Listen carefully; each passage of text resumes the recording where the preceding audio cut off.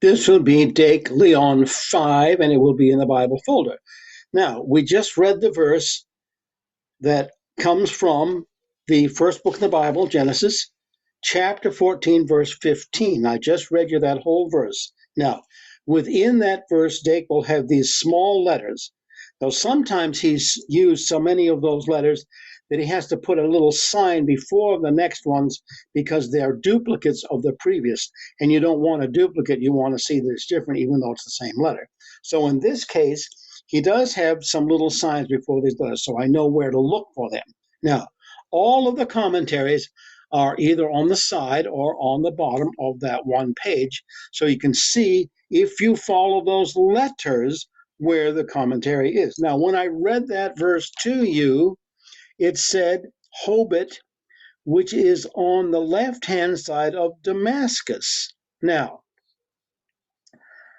there is a letter I with a little sign before it, just before the word Damascus.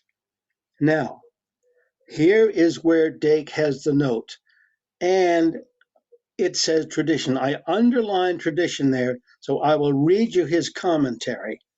Now, sometimes when he comments, he gives other scriptures as well. He comments, capital of Syria.